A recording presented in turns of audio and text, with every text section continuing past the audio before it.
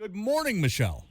Good morning, Curtis. How are you this Saturday? Are you high and dry? I'm doing well. I mean, I know a lot of folks in the valley here are not doing so well as of late, and there's a lot going on. But for the most part, people are still healthy, and they're they will rebuild. So we got a strong bunch of people. Farmers are a strong bunch of people.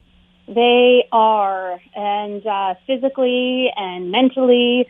And everything wise, their outlook, it's so true. My place, I can't. The planes just keep on going by, and they're still going by, and it's amazing the efforts everybody's just trying to do their best and do everything they can. It's plane after plane, and the first day when they were saving those on the highway between Hope and Agassiz, and they had to get them by plane. It was crazy. Being like the right overhead. Yeah, no, the first responders and the pilots and Mayor Braun. I mean, they've all been doing an amazing job through a very, very tough circumstance, but they're doing the best they can, and trying to make sure that people are safe and taken care of. Between the horrendous fires we've had, then that heat attack we had in the summer, and now the floods, all during a virus pandemic, and then the government control, and it's like, wow, like what literally doesn't kill us has to make us stronger. And it's horrible to say but it is true.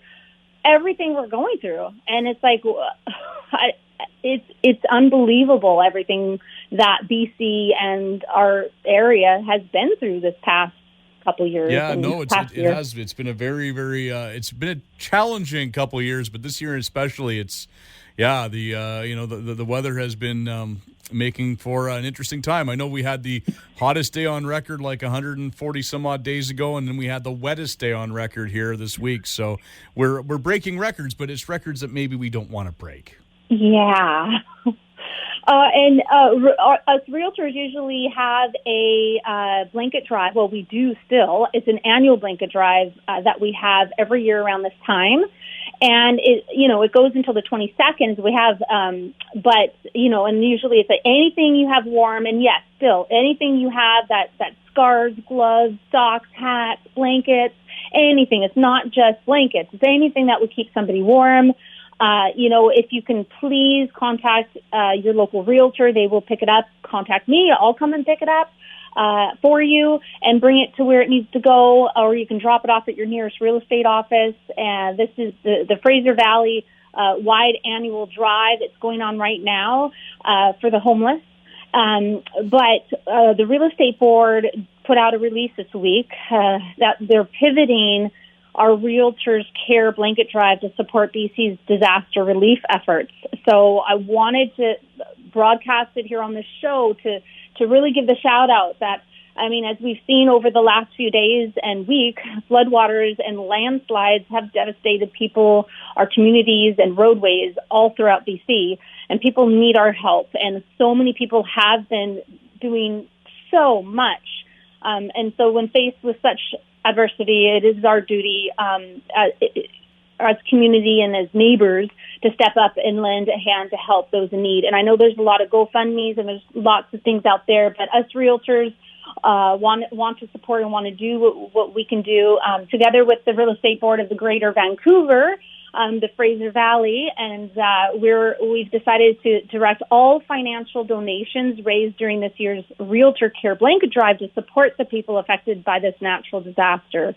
So there's powers in numbers, and this is our opportunity to really take action and to show our support. So realtors are supporting it in that way and asking our clients, friends, and neighbors and family to do the same, what they can, to let's all come together and give what we can. So since the weekend storm, we've heard so many numerous stories of members of our real estate board, realtors pitching in to help. Realtors, I know a realtor who has chartered a helicopter to get food to displaced residents, lots making food and monetary donations, and have even driven pumper trucks throughout the night to help deal with overwhelmed sewage and drainage systems, and driving jet boats to help the